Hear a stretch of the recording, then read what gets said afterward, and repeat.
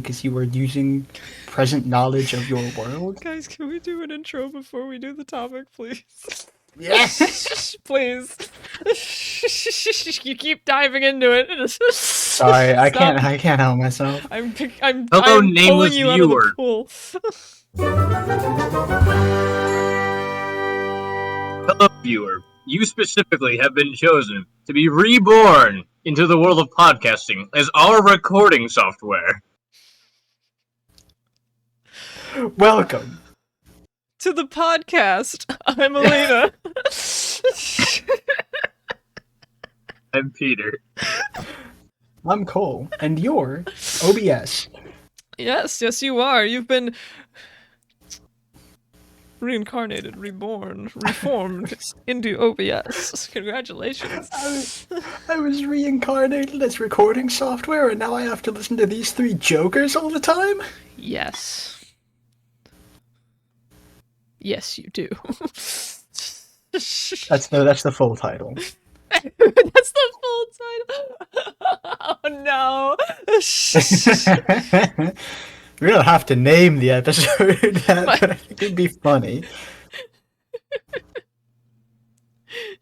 The No, I think that should absolutely be the name of the episode. The podcasters I listen to are batshit insane. Tales from Someone Reborn as a Recording Software.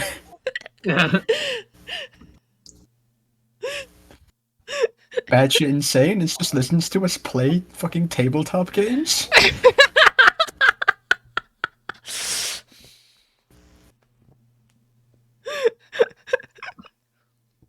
That just reminds me of that. There's a fucking Isekai anime that some guy is reborn as a random household object, and which one he is changes every single episode. So, like the first one, he is an ASMR mic. Oh no! Oh, I would try to find any way to not be alive anymore. If that happened to me, I swear to God. So, Isekai. what is it? What is it? Yep. I think for the definition of this episode, we can define Isekai does not require death. Implicitly, it does not require death. It is common, but it does not. You don't have to die. You just need to be transported to some other world. Meaning that, as we were discussing before the podcast began, if you are sent back in time, either in your own younger body or sent back in time and you like become somebody else or like transposed into another body, that does not count as an isekai because it is not an other world. If I recall correctly, the word isekai literally means another world. Yes. It does. It does. However,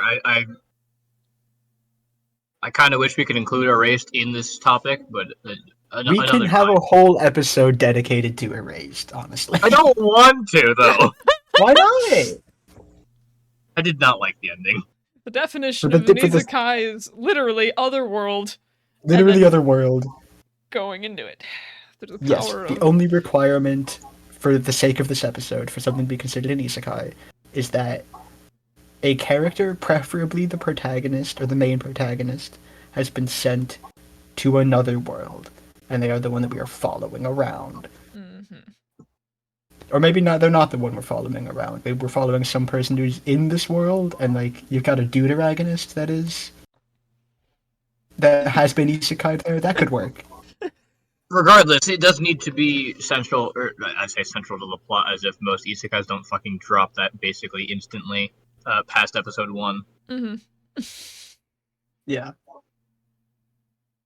I'm gonna, honestly, this episode, whenever it's my turn to talk, I'm gonna be talking about isekai as a whole instead of dropping specific examples. I have nothing but specific examples. I'm aware. That's why I'm framing myself on the other side of that. So there are multiple things to talk about. I'll be talking about whatever my ADHD decides at that very moment. That is valid. Fucking roulette wheel spinning around in your brain.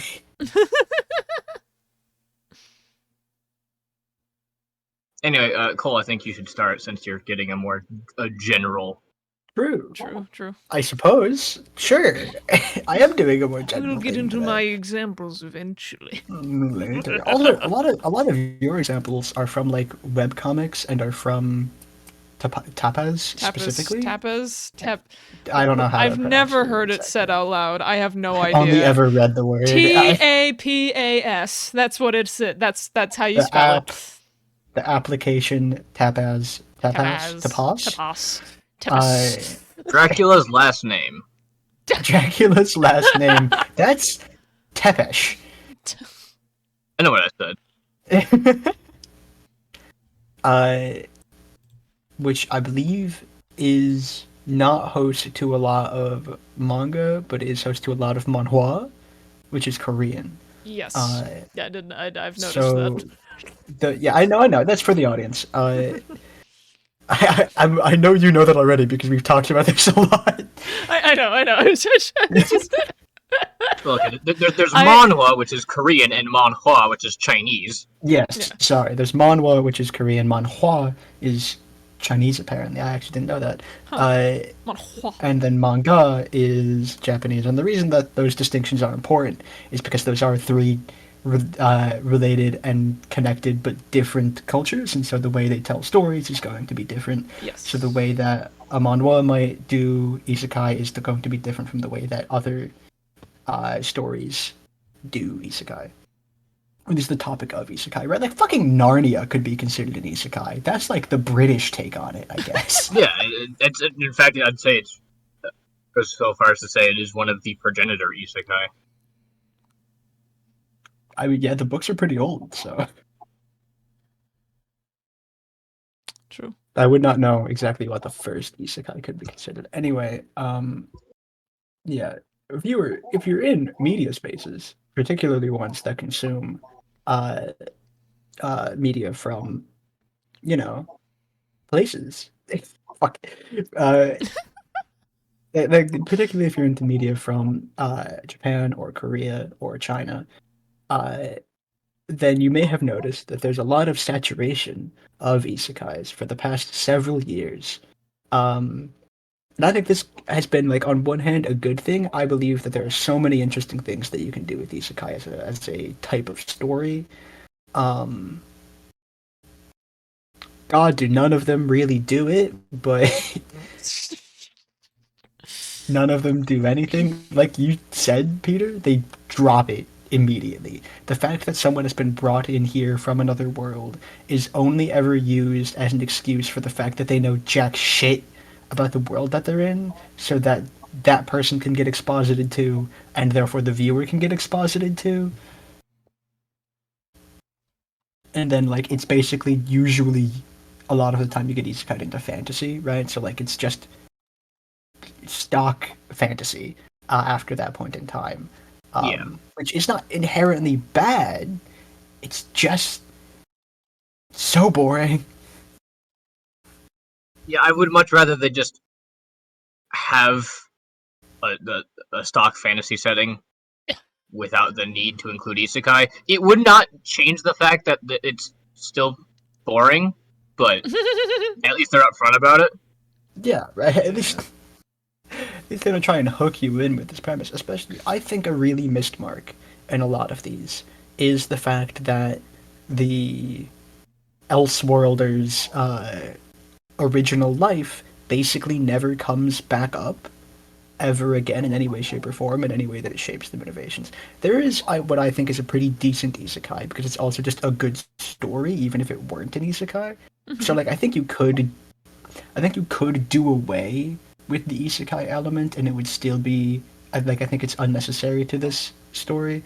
It's called Ascendance of a Bookworm, where you have a really book obsessed. Sorry, I'm going to a specific example, I know, but I'm going to use this to make a broader point. Uh, she's just like a researcher, a scientific researcher, I think, in the modern day. She's obsessed with books. She loves books, loves reading, and then she dies. I think she gets hit by a falling bookshelf, which is ironic. and she gets reincarnated into a fantasy world that is much more like low fantasy. There are some like magical elements, but it's otherwise just like medieval Europe as we imagine it. Uh, and she learns very quickly that A, there's a full different writing system here, of course, and B, um, reading is for rich people. And she has been reborn in a very, very specifically, her soul gets transported into the body of that family's sickly young daughter, who was dying, presumably did die, and then this rando's soul gets inserted into the corpse. Uh, uh, and her family's not like wealthy at all, but she is like good at math, and it has like a leg up on other people because she is already familiar with like writing systems, so she can learn to read fairly easily. But she wants books. She just wants to be surrounded by books for the rest of her natural life. Wish to be engulfed in the books. Which it's a very relatable phenomena. If I could like live in a secret library somewhere in the woods, that's the perfect life to me. Anyway, Not to me, you're wrong.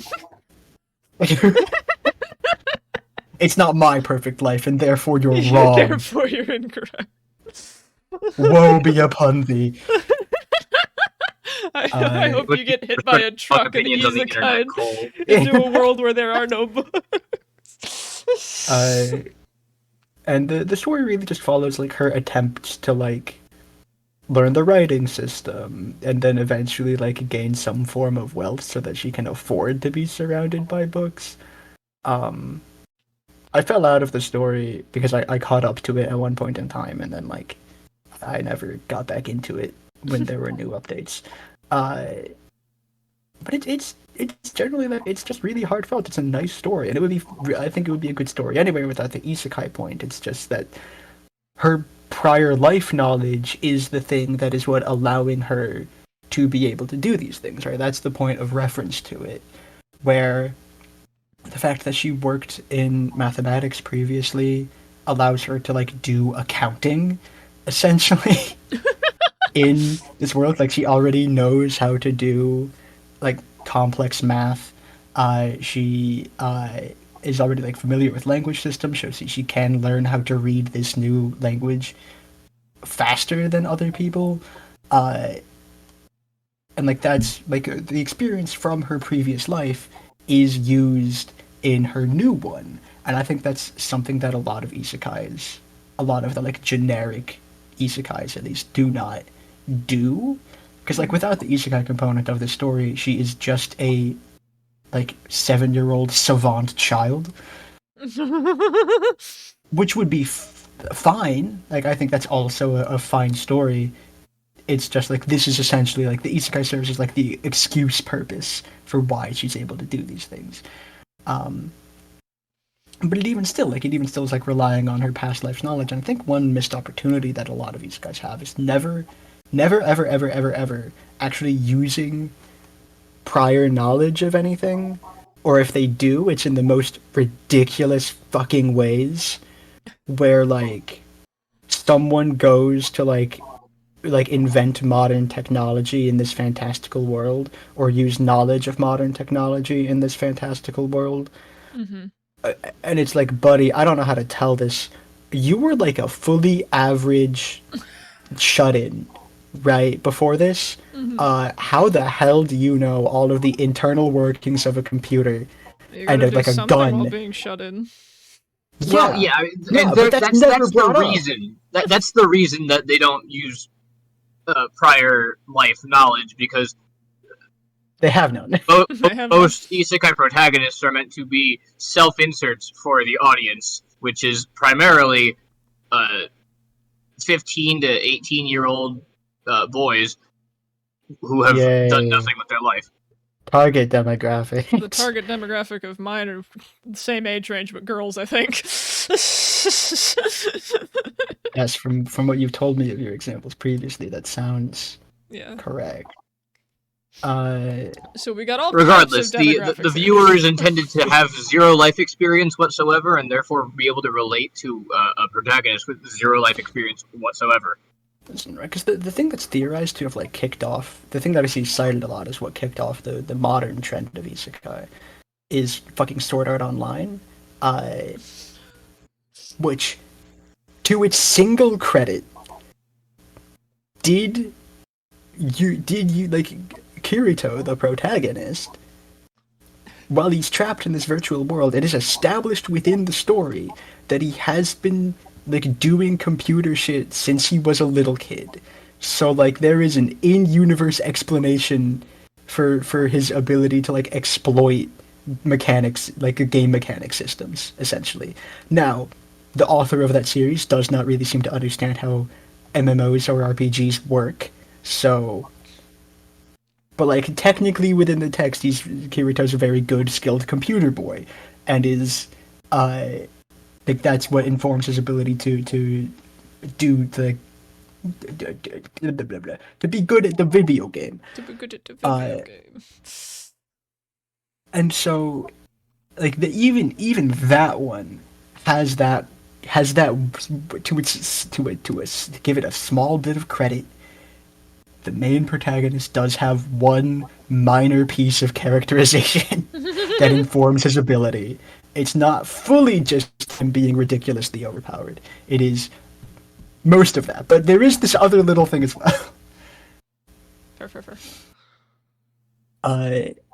And so many of these other things, like, straight up do not have that. Like, there's not even life experiences that, like, a teenager could pull from, right? Like, what if one of these protagonists did, like, track and field as a club at their school? And so, like, they're a good sprinter or a marathon runner. When the villain most of the of them- fantasy world comes, I'll just Listen, sprint I'm away. aware that the target audience is also a bunch of people who stay inside and don't do anything, but No. I was going to say most of the isekai protagonists that you're thinking of are also self-admitted dropouts, so they don't even go to school. that's true. That's also true. It is like the blandest fucking 16-year-old boy I've ever seen. I've been to high school when I was a teenager.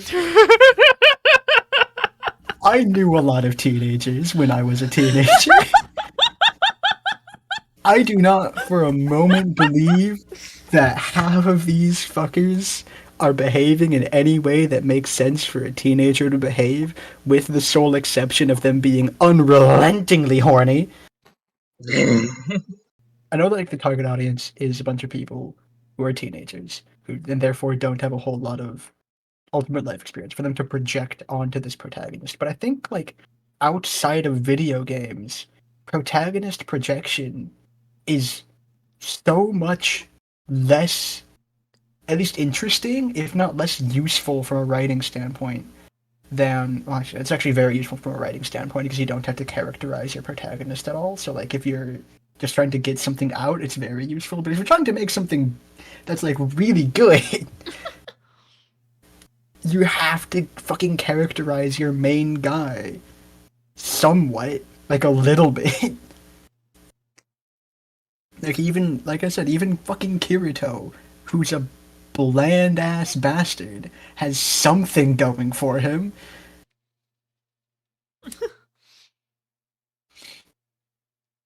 It's just that the like having a character who has a strong personality, who has actual traits, character traits, will add to like not only the longevity of a story, but also just the general craft of it.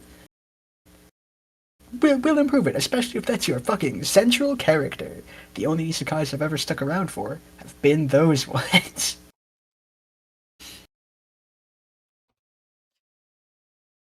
And now I'm trying to think of an example, and my mind is going fully blank, but that happens. I have a ton of examples, dude. Yeah, so many. So many. I don't know which one to go into.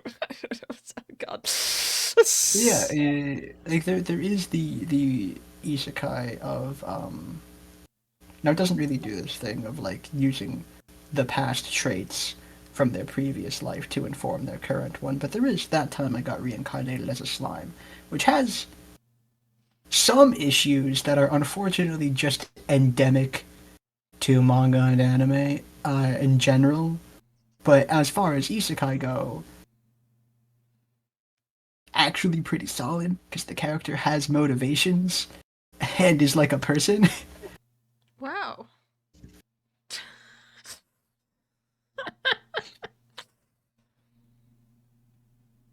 Literally, the main character's motivation is kind of basic, but it works pretty well. It's just be helpful. Be helpful and be nice. And maybe solve this mystery, but mostly the first two. Maybe solve the mystery, but it's a footnote. It's like it establishes a monster nation state. Oh. In the woods. Oh.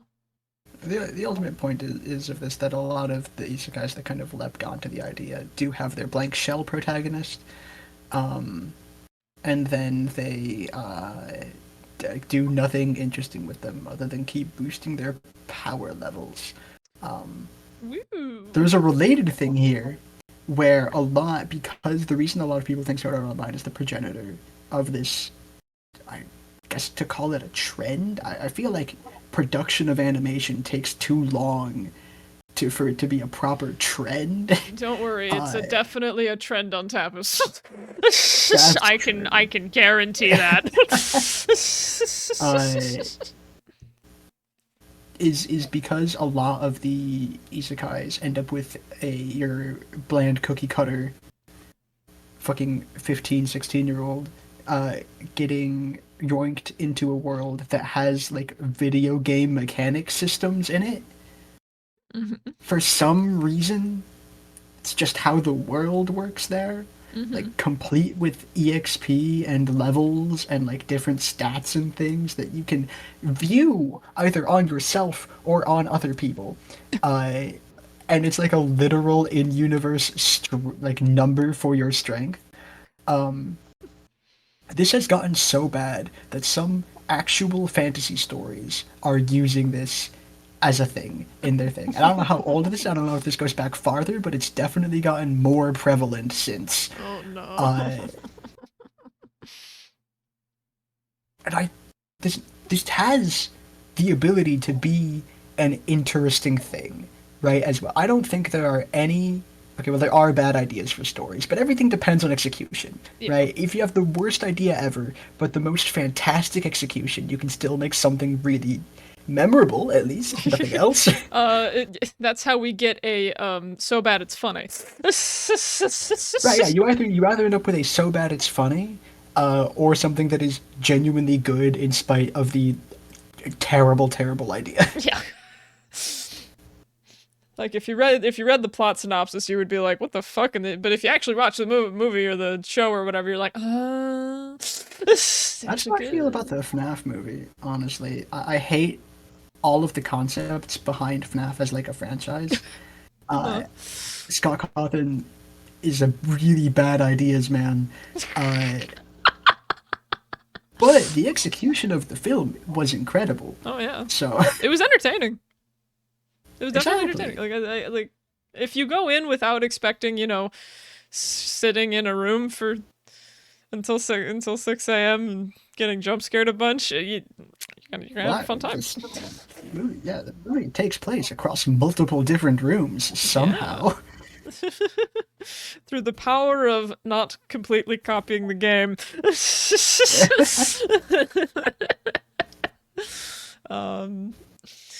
But yeah, they use these like leveling systems, literally video game ass mechanics. Mm-hmm.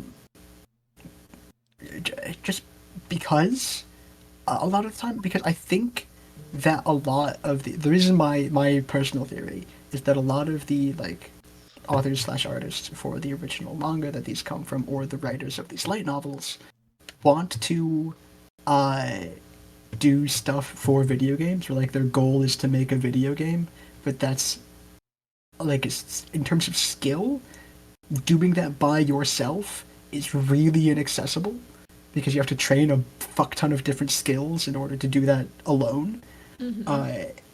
Whereas if you're a decent artist, you can make you can draw manga panels. You don't even have to be a good writer to draw manga.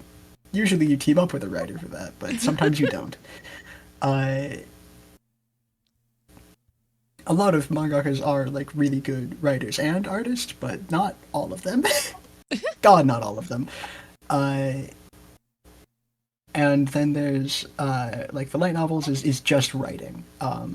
So like in terms of skills, you have to train a bunch of different skills to do a video game, but you don't have to train a bunch of different skills to write. You just have to train writing. And so I think that like these guys want to do video games, but don't want to do like the active shit ton of time investment it would take, or they don't have like the money to hire other people to help them out, or they don't have the time to train these other skills, so they do this other thing instead where they like project their game ideas into into this other thing instead. But it still is like it's not. I don't think it's not an inherently bad thing. You can do interesting stuff with it. You can have like fun skill combinations. Like if you're doing some Chrono Trigger shit in uh in a different format than a video game, I think that could be really interesting. Chrono Trigger was really well known as an RPG for having basically every skill be combinable and a lot of them interact in unique ways. So like if they were doing that with their writing and like with because a lot of these are shonen, so they're also like focused on fights and things. If they were at least doing that, then at least it would make the fighting interesting and it would make for some fun set pieces. But they almost never fucking do. The protagonist gets one overpowered skill from dying and being reborn. Mm-hmm. And that's it. And they just use that and like evolved versions of it going on. Like I said, reincarnated as a slime inherits problems just from the anime medium, just in general. It's the genre. The genre of anime. They're all the same. You From the media. From the fuck. From the medium in general, it inherits problems from the medium that it's in.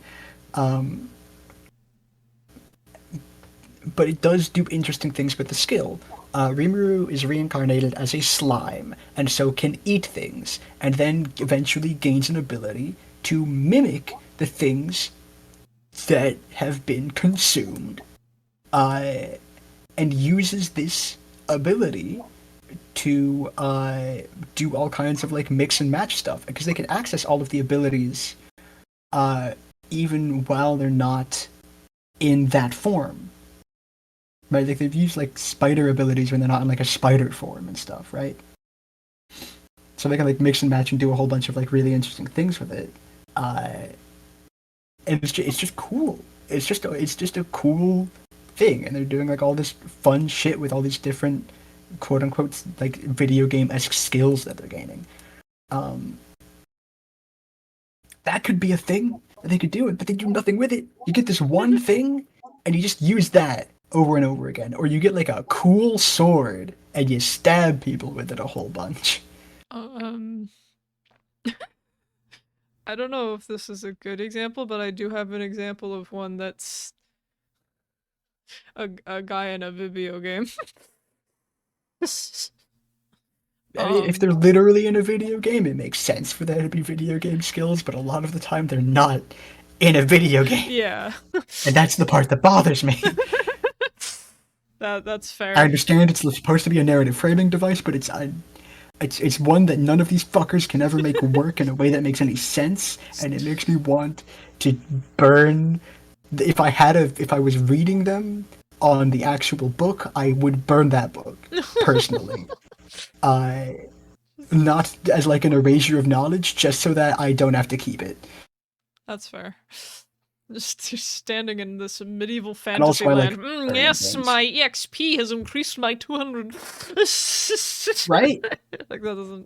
Yes, I've gained 70 experience points from Like- entering a new zone. I mean, like, I'm gonna punt you down the stairs. that makes sense if you're, like, you know, playing a tabletop role-playing game, because, again, that's a game. Not if it's just a fantasy book. Listen, okay, being isekai'd into a tabletop role-playing game would probably be one of the worser options. Yeah. That's the other thing that I don't like about a lot of these isekais is that when they die, they get sent into a new world, but they're sent in their body that's like a perfect replica of their old body a lot of the time. My experience has been very different. No, I know. I'm aware. I don't know. In the ones that I'm talking about, that's what Yeah. happens. Which I feel like is just like a little boring. It's a bit of a cop out. I feel like if you're sent into a body that already exists, you have like a whole history of that person's original body to contend with. Or if it's a new body that was randomly built for you, that comes with a whole host of problems. Have you ever wondered what it would be like if you woke up not only in a new body that's like fully different proportions to your own, if it's the same kind of thing at all, but also like, this is the weird place that my brain goes to. Your teeth will be different. Like the whole structure of like your mouth will be shaped different. It won't be what you're used to. It'll just feel wrong. Yeah. Your eyes, And like your eyesight could be different. Your eyesight could be different. How you smell, like, how you smell things could be different. How you taste things. exactly. Yeah. Like how things feel. The general way that you perceive the world is going to be fully altered. How you sound. If you end up in a new body. Like And unless like you get isekai and the protagonist character ends up like reincarnated as like a baby newborn into a new family, then I don't see a lot of stories like contend with that fact of like, if you get sent into a new form, you're going to be adjusting to things for a while, and there might be just some things you'll never get used to. Yeah. Yeah. I feel like I've covered enough general stuff for the time being. I mean, what are your specific examples? Oh dear God. Which one do I choose? Well, when do you want to start with? That's the question I've been asking myself this entire fucking time. Viewers, I don't think you realize how many fucking how many fucking stories there are on Tapas that are just the first episode is I was hit by a truck and now I'm the Duchess of what's his face. Like there's so I'm the fucking Duchess many. of what's its name. Yeah, there's so fucking many. I don't. I have two video game ones. One I feel is more interesting than the other. I mean, that's typically how it goes. Yeah. One. Here, I'll start with the stupid one first. Okay. So this one's like a more lighthearted, like a lightly isekai than a lot of the other ones I have. It's not, you know, you have a fucking heart attack and then you're a princess all of a sudden or something. This one is just it just takes place in an extremely immersive VR game. And it's basically this guy who's playing a new version of this game he used to play. And he's trying to rank up and be the best, video game guy in the game. Except the strategy he used is one of the mechanics in the game is that if you pick a certain class, I think you can build a henchman for yourself, right? So he builds himself a henchman, and this henchman keeps misconstruing his words and his facial expressions. So this guy goes from trying to join the Heroes Guild and do cool quests to being the leader of a criminal gang. Recruiting another person who was part of the crime guild. And it just devolves from there.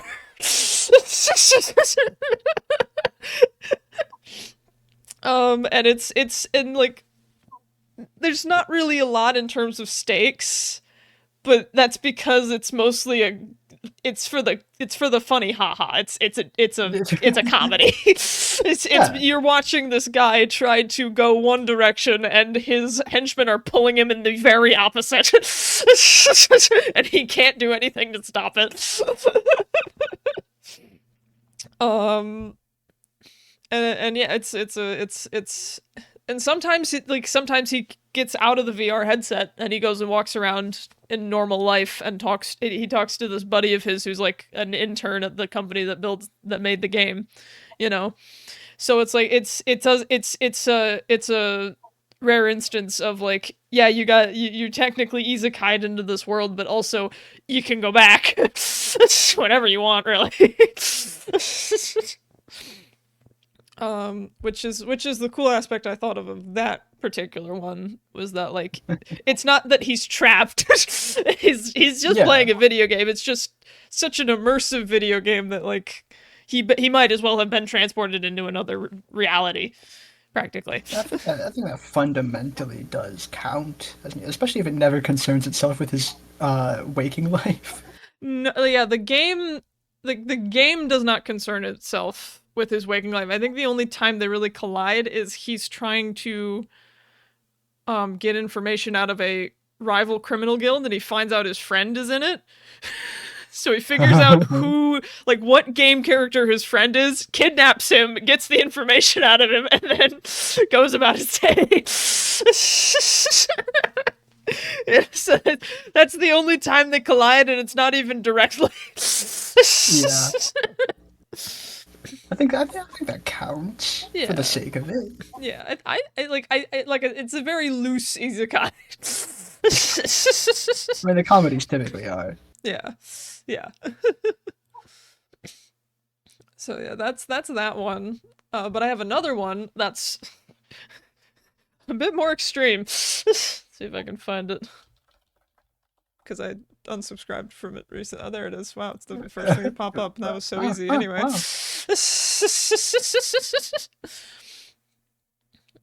Yeah, so basically, this one is not caused by someone dying. This one is one where one goes to sleep and then wakes up in this world. Basically, it starts off with this lady finding this mobile visual novel dating game.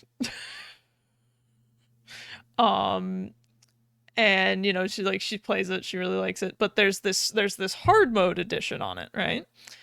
And the hard mode edition is the normal mode is like how you would find any other visual novel mobile game, where it's like, you know, that everybody loves the protagonist and is like, which boy do you choose? And there's the, you know, the villain, some, you know, like jealous other lady. You know. I'm familiar with the general concept. Yeah.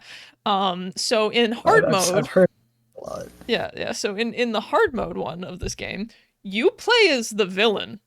That's in normal mode before the protagonist shows up. Idea. Yeah, it's actually a pretty interesting idea for a video game. Yeah, for video. Yeah, so you play as the villain before the protagonist shows up, and you've got to convince these people to not hate you, because they start off hating you. Like, they will kill you if you say something wrong. Hate you. Wow. And you gotta get them to basically, like, one of them to love you before the protagonist shows up. So it's really hard, and she like she's trying to play it throughout the whole night. She can't get it. Like, she gets all frustrated and she just goes to sleep. So she wakes up as the villain in this video game.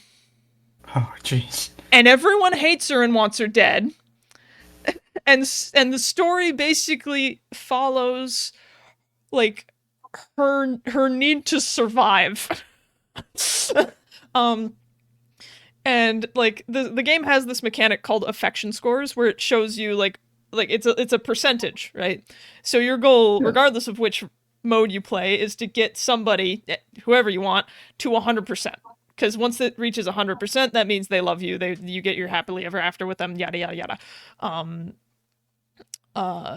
Everybody starts in the negatives in hard mode. So her own family is in like -5, -10. Oh my god. Yeah, like it's horrible. So she's got to get everybody out of the negatives first.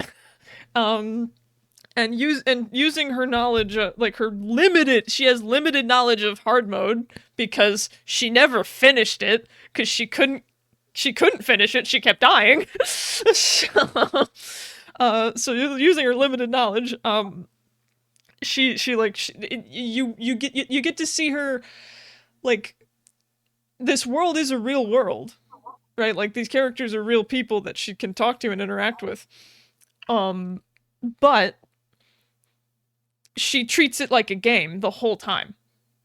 Mm-hmm. Right? So like there are moments where she's where she literally like has a realization multiple times where she's like, oh yeah, this isn't a game to them. Because she's so busy strategizing to, like, because her goal, like, since day one has been to get out of here, like, to escape the game. Like, she thinks if she wins the game, she'll escape. She doesn't know that for sure. But that's what she thinks, and that's what she's running on. And like it's unlike a lot of the other ones I've seen where, like, you know, they show up and they're like they're in the villain's body, but like they do a couple of things differently and then suddenly everyone loves them. Like, no. No, it takes her a while before people start actually like enjoying her existence even a little bit. Like, it's like she actually has to work for it. So yeah, it's called, this one's called Villains Are Destined to Die. I really like it. It's on Tapas. Yeah, if you have money, you can read it. Or use it through other legal means. Oh, sorry, yeah. We do not condone piracy. No. Wink. Why would I ever do that? Wink emoticon? Wink wonk.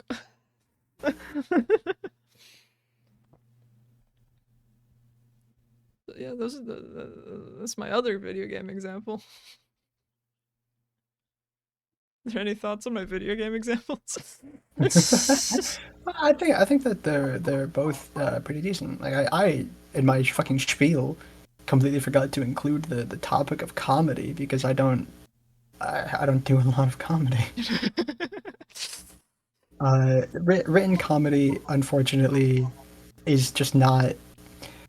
It's not funny to me. It's like I recognize the humor in it. It's just, unfortunately, like I don't laugh, and so I don't tend to engage in comedy when it's written because it just doesn't do it for me.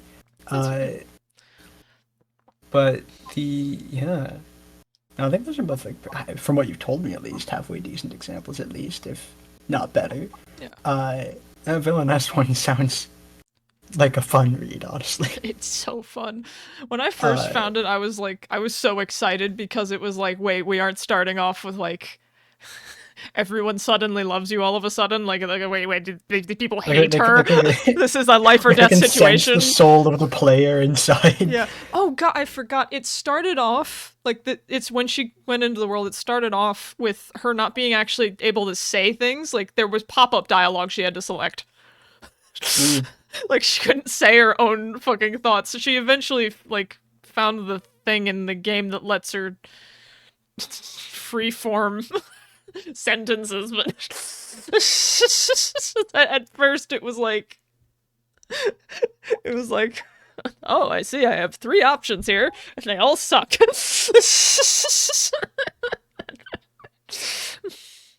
Yeah, that does remind me of a different isekai that I've heard of called I'm in Love with the Villainess, or something similar, which is the approach is that this girl does not like any of the 3 main boy love interests. She likes the villainess, and when she gets isekai'd into the game as the heroine, she does everything in her power to romance the villainess. That's amazing. And succeeds to Oh an my extent from what I've seen. Nice. There's one particular scene that I saw where she is in some kind of danger, and the game mechanic is supposed to be that you call for help for one of the three boys. Mm-hmm. And her willpower is so strong that she makes a fourth button manifest. Or something to that effect. A fourth button manifest regardless. She's stronger than Monica. Holy shit.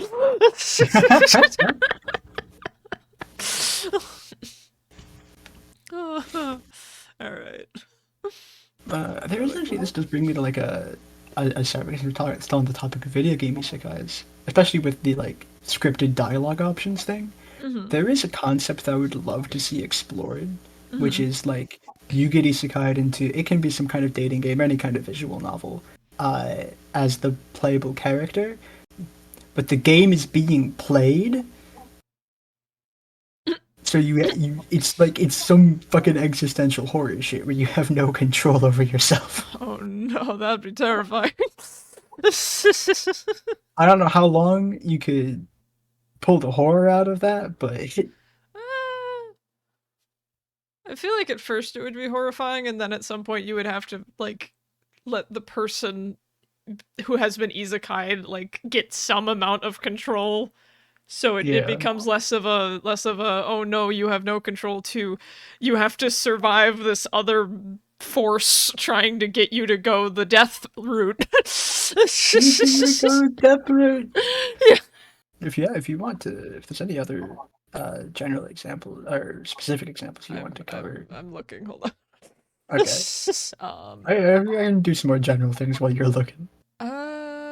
Ooh, I've got a couple that use the we talked about this earlier, where it uses the skills the person had in a prior, in their prior life, in order to help them succeed in the isekai life.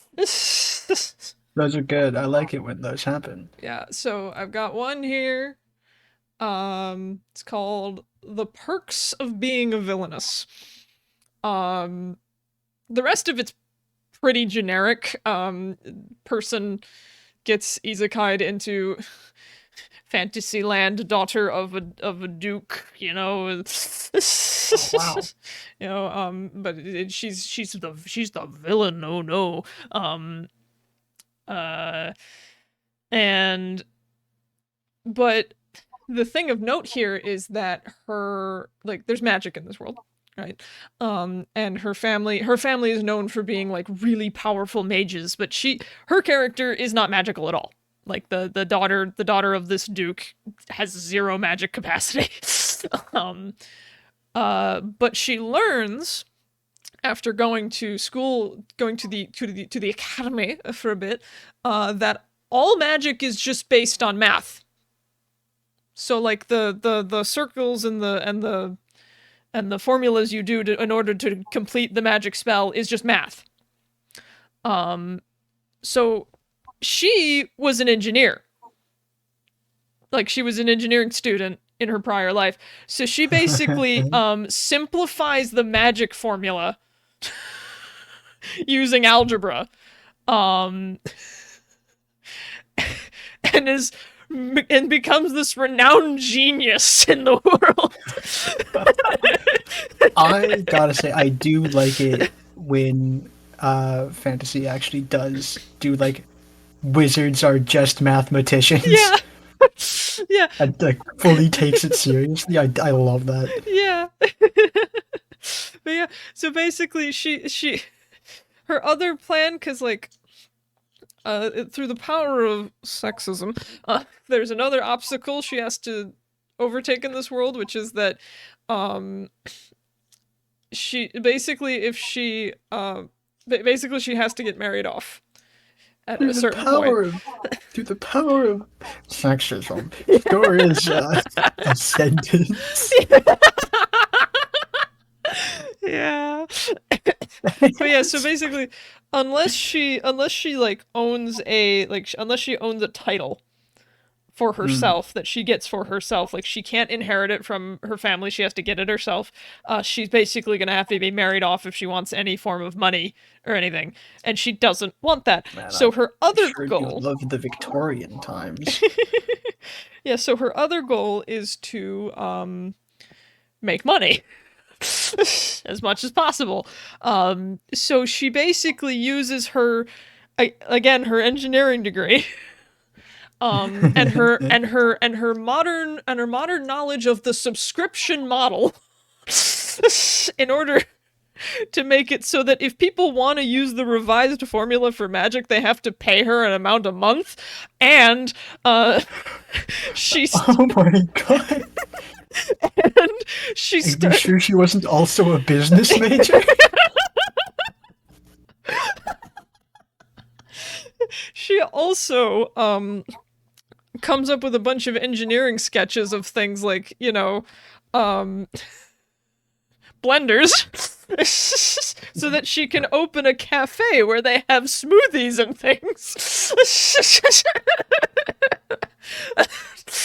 That's kind of batshit. And she blackmails her mage brother to make them work in that world. Using the power of being the villainess.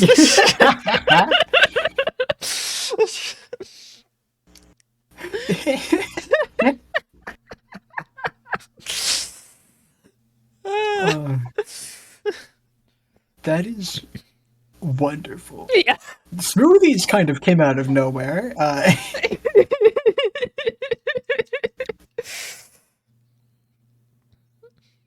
Her reasoning for it was she was craving an Americano. Since they don't exist in this world, she's going to make them exist. God, I want coffee so bad, but there's no fucking coffee. Good thing I have an engineering degree. And turn on my mage brother. So, this does actually make sense because, like I said, one of the things like these guys that I was talking about that I vehemently dislike is when they start bringing in like modern understanding of the world, but they have not lived a life that would confer the level of understanding of the things they're talking about. Like, the average person does not know the ins and outs of modern technology to that necessary extent. Yeah. The way that political systems work to that degree. And so to have a protagonist that then actually does do that is actively using her engineering degree Yeah. to revolutionize the world's understanding of things is a blessing. Yeah.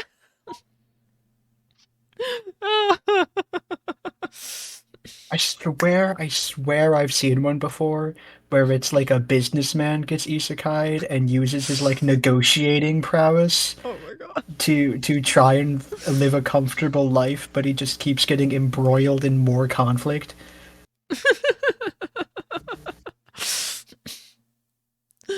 I swear I don't know if that's just an amalgam of other things that my head put together. All If of I've the actually read Isekai that. in one. Because I swear I've read that, but I cannot remember a title or any specific events. It's hard to remember the titles of these.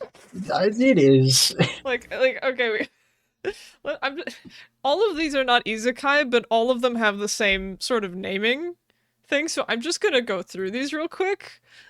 Okay, we've got my insanely strong henchman. Okay. Okay. We've got villainesses have more fun. We've got the villainess's daughter.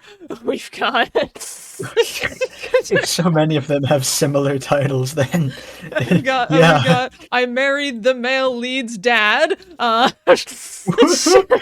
We've got the perks of being villainous. the next one I was going to talk about, I'm the tyrant secretary. Like,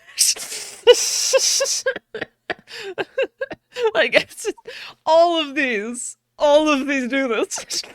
So it's like, I don't remember them by title. I remember them by the picture on the front.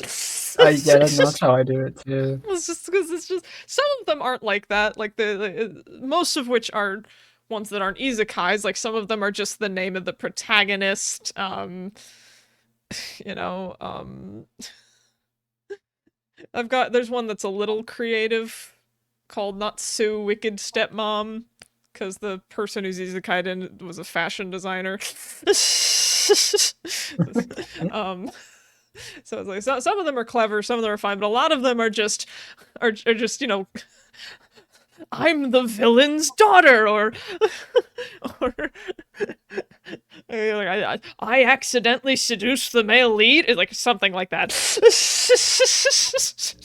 Yeah, It's less of a title and more Clubhouse of a and seeing a lot of description. Yeah. The next one I want to talk about is I'm the tyrant secretary, which I will. Is this a good or bad example? It's a good one. Okay, I mostly read the good ones. that's fair.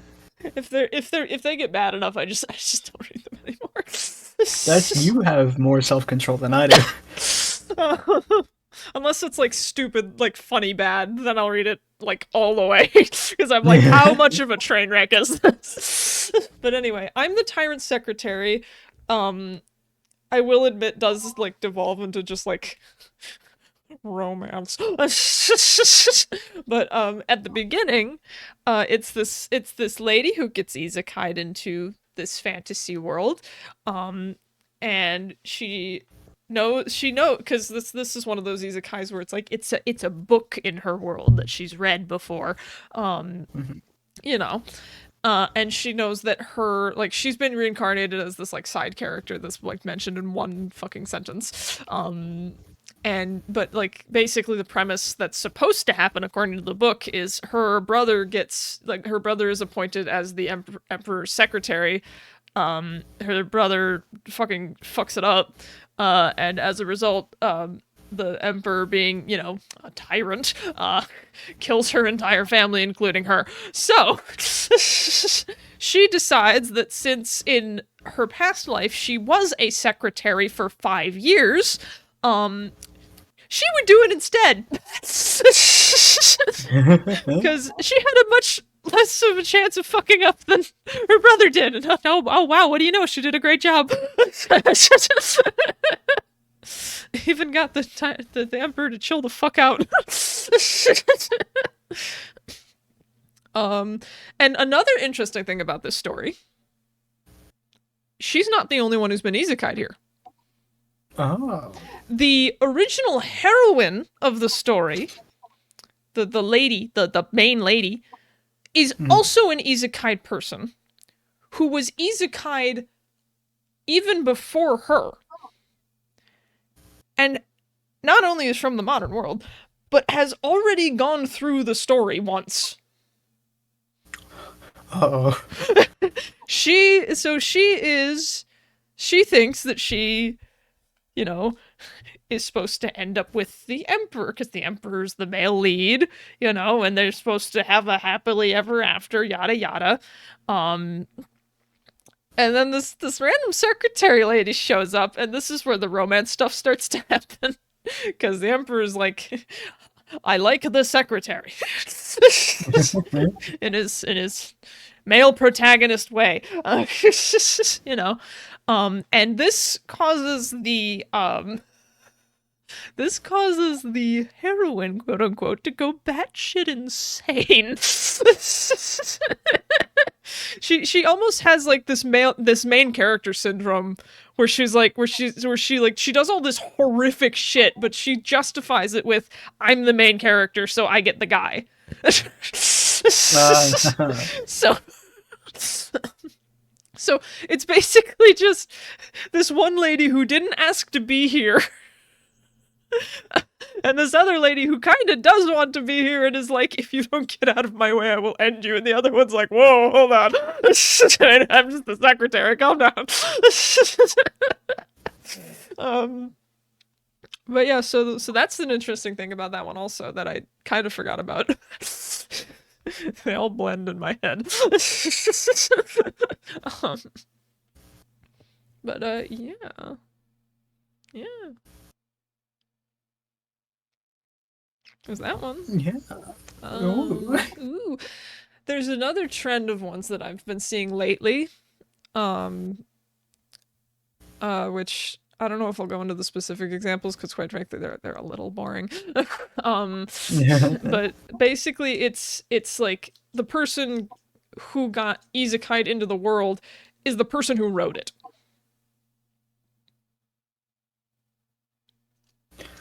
I love that idea. It is a really cool idea. It's just the particular ones I found also follow a lot of the other things that the Tapas ones do, where it's like, oh, everyone suddenly loves you. So it makes it boring in that way. But like the initial concept is like, wait, what? I wish I could remember the title to this because I heard somewhere. This is not an isekai. Well, it actually isn't. It's what we refer to as a reverse isekai, where someone gets brought to our world. Oh. Yeah, crazy. And I wish I could remember the title of it. I heard someone describe it to me once. It is where a manga author artist is having a hard time making a conclusion to the story that he's doing, and he's like facing pressure from his editors, and so he's like trying to figure out ways for the characters to get around the impossible problem he's accidentally put them into. The impossible solution. The impossible solution. He's trying to find a solution to the impossible problem that he's accidentally put the characters into because he wrote them into this problem and he didn't think all the way through to the end. And so he's trying to write around it, but everything he comes up with he feels like isn't good enough.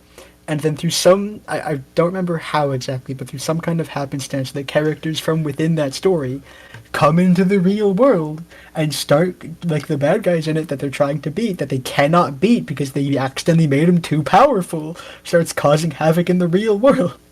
So now the mangaka teams up with these protagonists and with other characters to try and find a way to take this down. And I think, ironically, if I recall correctly, that story was then never finished because the actual author of that actual story could not then find a way to end it. In my own hubris. That is, honestly, that's the perfect end to that story. Right? See, because now you know that the person writing that story went and made one of their characters into an isekai and is now trying to fucking imagine getting to the near the climax of your story that you've been writing for so long, realize you made a huge fumble because you made the antagonist way too powerful. And so you can't write an ending that makes sense that would be satisfying, and so the characters get isekai'd into your world, or rather you are writing that story, so that okay, instead I'll write this other story about someone going through the same problem with me, and hopefully I'll find a solution through that, and then you can't.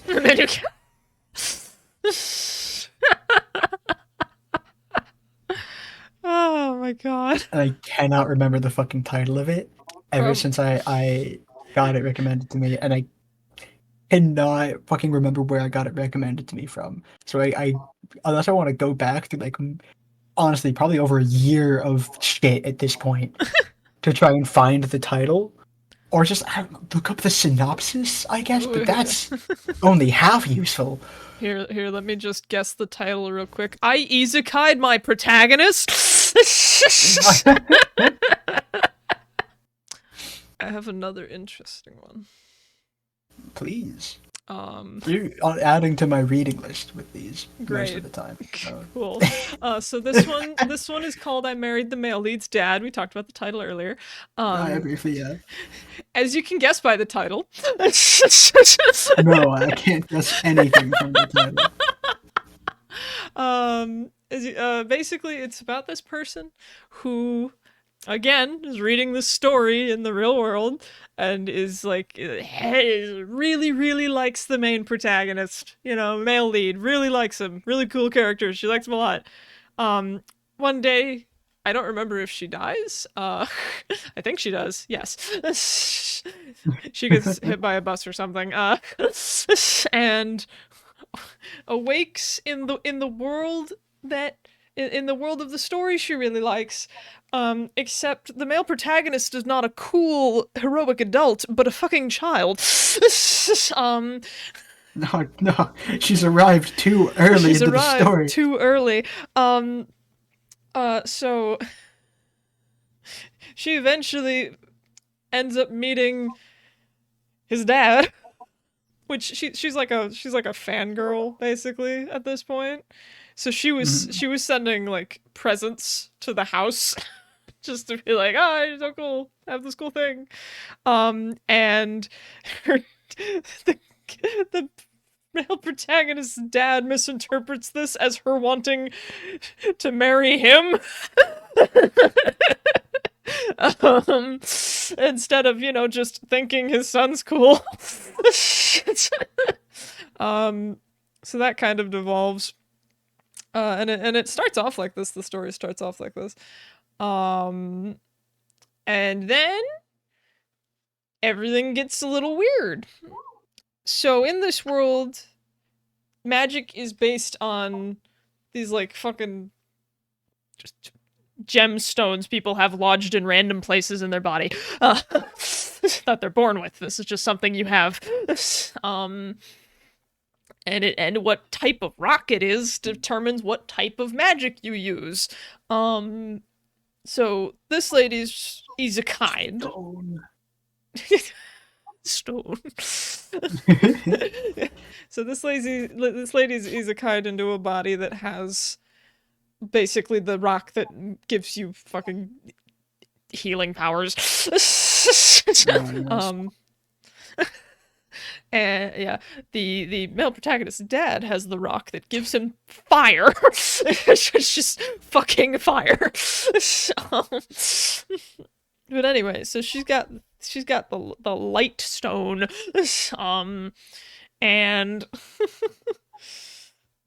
after some shenanigans with the light stone, after some shenanigans with the church, it's found out that she is apparently, this body that she's been isekai'd into is apparently a reincarnation of some ancient, like, biblical priest that had like this immense power within. Which is like, huh? Yeah. Which is like, oh, okay, that's weird. Wait, like ancient, like wait, huh? Not a real priest, not in real life. Okay. Like in the stories, in the stories' religion. No. She's like in the stories' religion. How that works. In the world that she got isekai'd into's religion. That makes more sense. Yes. I should have thought of that first, honestly. But yeah, so that's a thing they learn that's interesting. And then another thing they learn is that the fact that she can remember her past life is not a good thing. In this world, it means that you've been cursed by God himself. Wow, I feel that. It means you've been cursed by God himself, which technically means that you should have the dark stone, which is the one that's evil. Wow. So this is confusing because she has evil rock? Yes, the evil rock, which is confusing because she has the light one. Wow, the good rock? The good rock, yeah.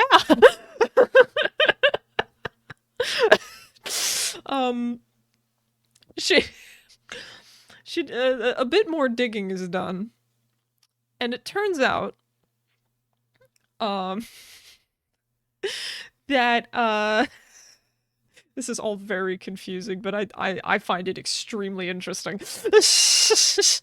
I'm gonna try to explain it the best I can. So basically, not only is this lady isekai'd, not only is she a reincarnation of a fucking religious saint in their world, she is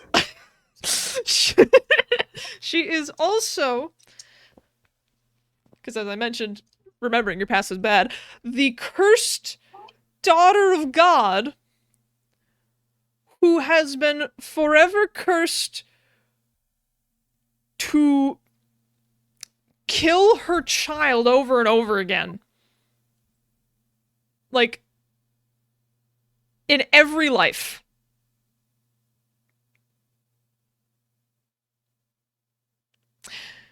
Which is when it's What? also... Yeah, yeah, so basically, this lady, this daughter of God, at some point in her first ever existence, killed her kid. Sure. Uh-huh. And so her dad, God, decided that as punishment for the rest of eternity, she just gets to relive that over and over again.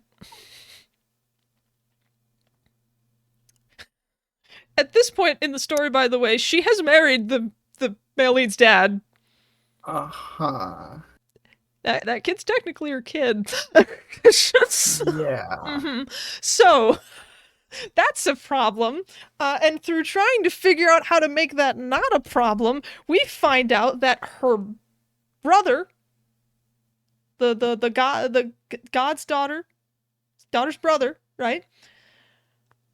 God's son? Yeah, God's son. Okay. Yeah, this is complicated, but it's about to get really more complicated. No, Alina, I'm fine. I'm playing it up for jokes, but I'm not. I've read and comprehended Homestuck. This is nothing. I know. I'm aware that you've read Homestuck. I am more than aware. No. Okay, all right. Turn it back on me. That's fair. Yeah. So this God's son has a bit of an ability, right? Okay. He can he has the ability of what they call a creationist. He can create all kinds of things, kind of like God can. Like, for example, a modern world where he could put his siblings in while he tries to figure out how to break the curse. What?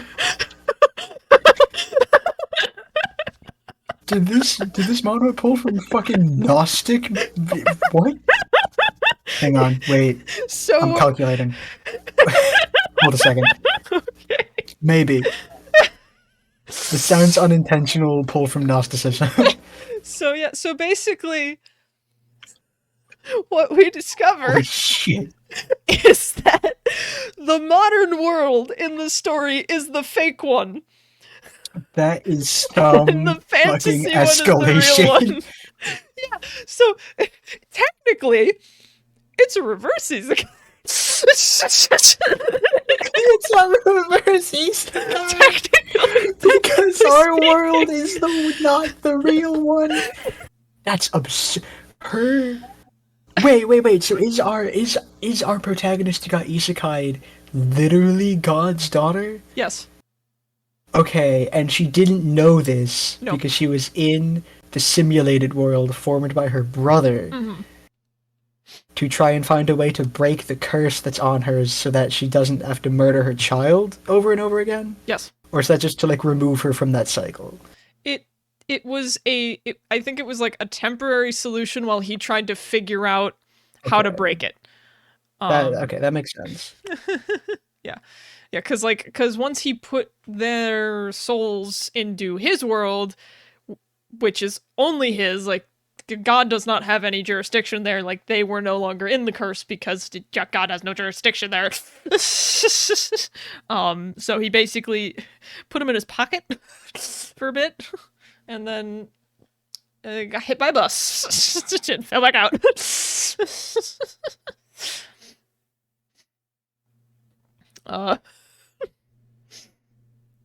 Yeah.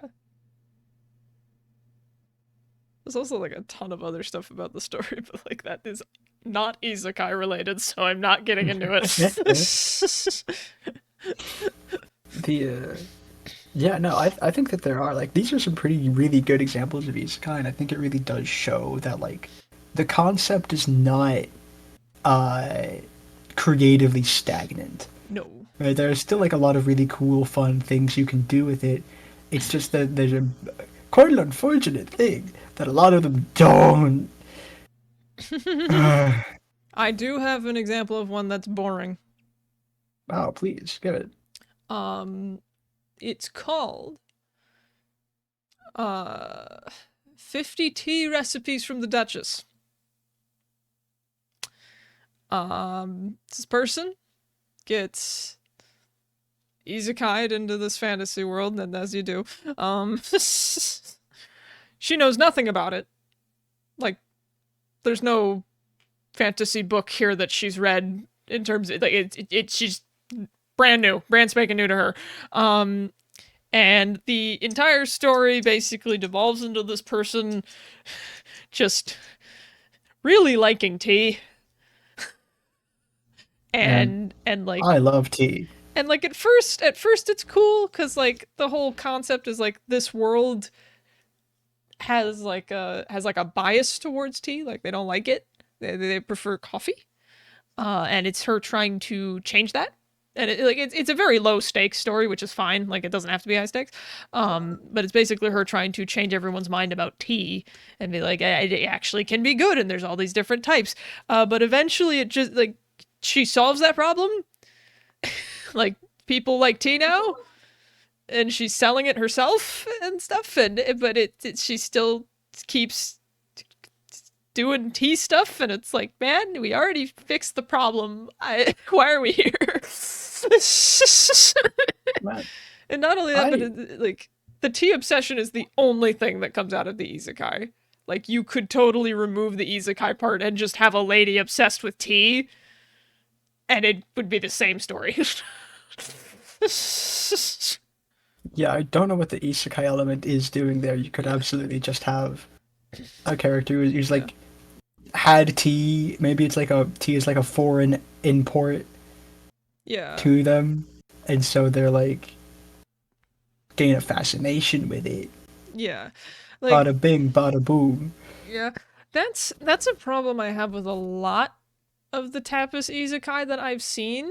It's also a problem in the ones I was talking about. Yeah, the ones well, you're talking. so Yeah, but like it this like seems a to be lot, a general issue. Yeah, well, a lot of them are like on the ones I've seen on Tapas anyway. The isekai is not there to serve a story element. It's there to get people to read it, because isekai's a popular enough genre where if you just make the person an isekai, it's gonna do better, like on the site that you put it on, regardless of if it's Tapas or whatever. I remember there was a story I read. I don't even remember what it was called. It was that forgettable. But it basically was just this person. It was a story, and it was like it was doing really, like, it was just about a fantasy world. It was pretty cool, and then like this girl goes into like a magic tower thing, and suddenly has like a flashback of the modern day.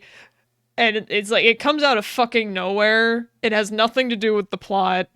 Mm-hmm. It has zero anything to do with anything. And it doesn't come up again until like multiple episodes later. And even then it's not like, it's vaguely alluding to an isekai having occurred, but it's not like fully committing to it. And it like, that pissed me off so much, because it's like, are you an isekai or not? Make up your fucking mind. I've seen isekais that are like, they where like the character that we're following like regains their memories of their past life, Mm-hmm. uh, as like a full grown adult in this new world. So they have like two memories worth, two lives worth of memories at that point. Yeah.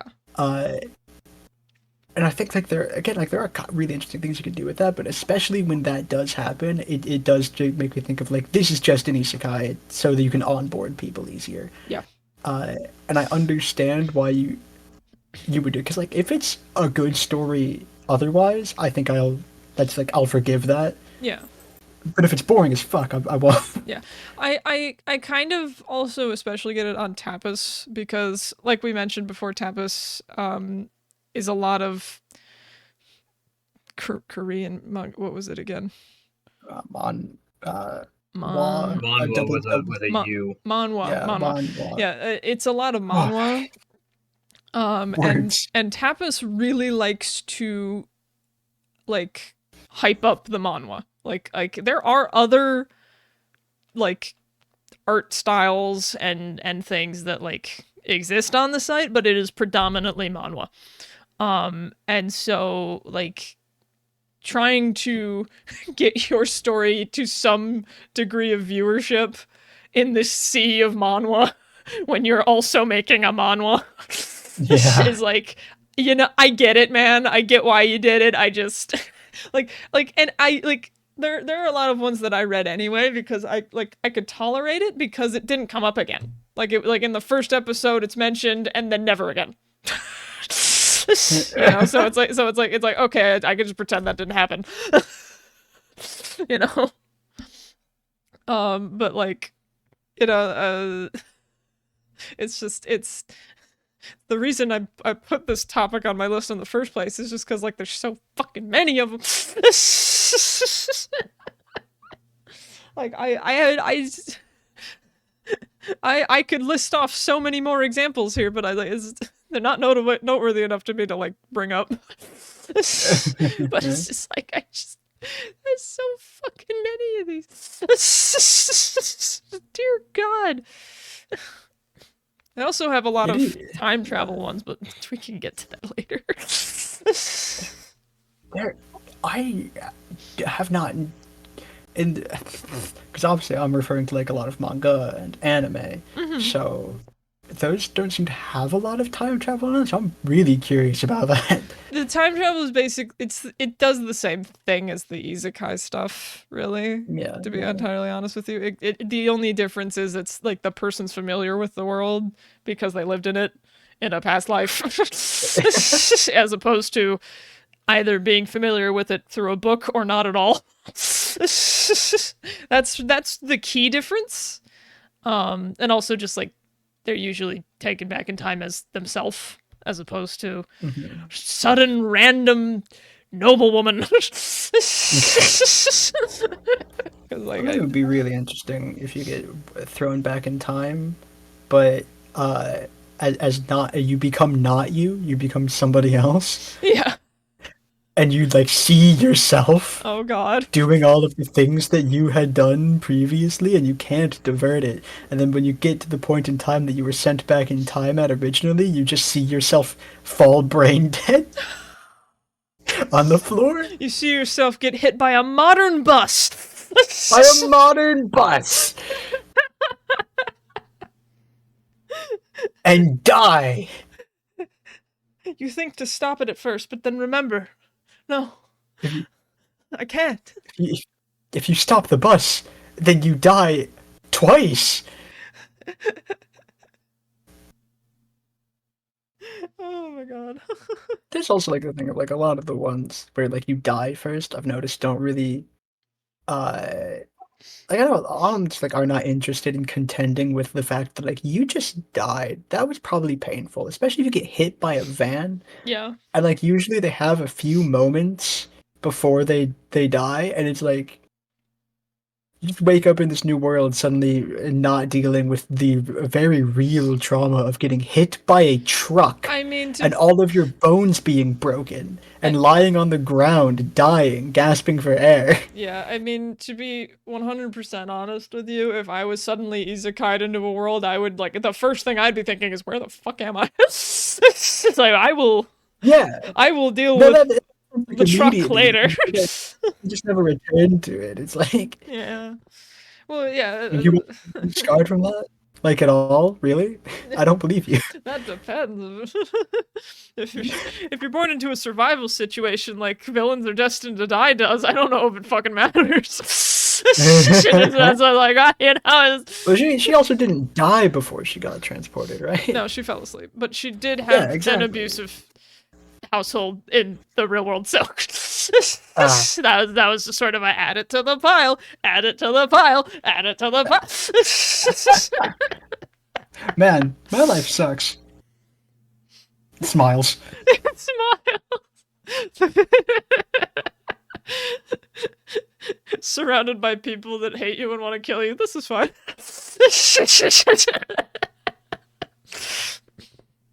Oh my god. It really is. Like, I do just want to see an isekai. Like, I'm sure some exist out there, right? Where like, the character gets warped in, and they are like contending with the fact that their new body is different in a bunch of like minor ways that you wouldn't think you would notice. Yeah. Like, oh, the shape of my nose is a little different, but it's to the point where I can like actually see the tip of it when I go cross-eyed now. It's like, I just want to see something like contend with that level of discomfort. I thought of a weird one. Hmm? Cat gets hit by a car, gets isekai into a fantasy realm.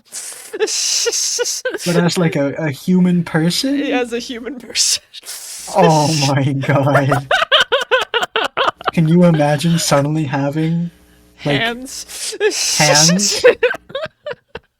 Once again, there's some fun things you can do with it. I've only seen someone talk about this one. I haven't checked it out myself, but there's one where somebody has been isekai'd and they become a sword, and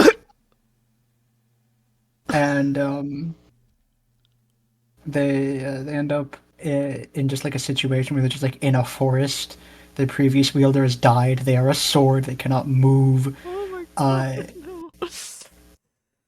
And the start of it is specifically, actually, I don't think the story is actually focused on Sword as a character. It's focused on this other girl who's like native to this world, and she is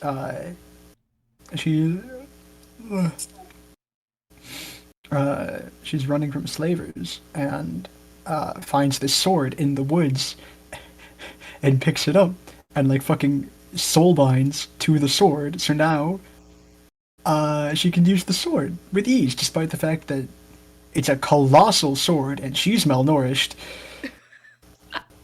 Through the power of friendship.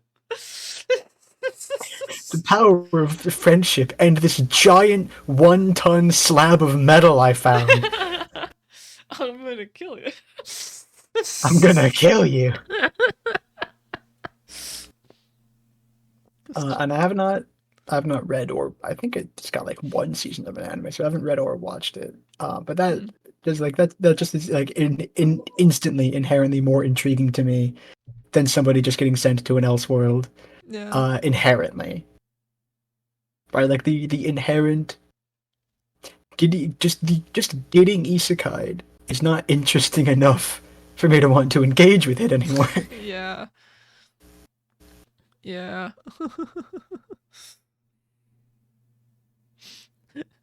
Every single one that I've tried to read has like it stopped being about isekai and it started being about just like the vibe of the image that I was presented with. It's just like, does this look good?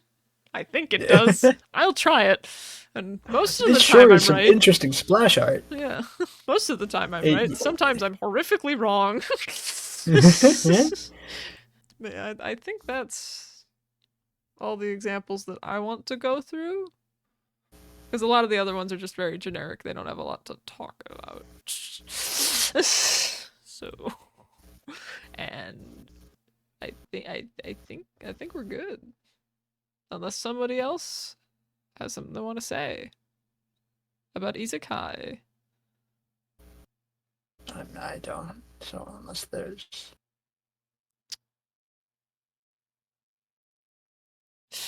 Anything you want to say, Peter?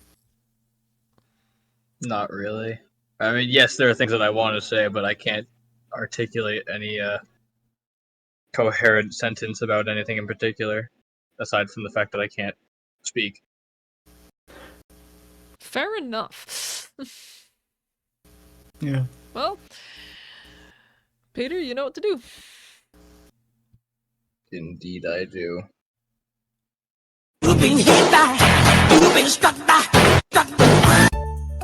I vaguely remember now. I was hit by a truck, I think. But wait, where am I? Is this the afterlife? It can't be. I mean, how can somebody from the afterlife be subscribed to Trope Troupe?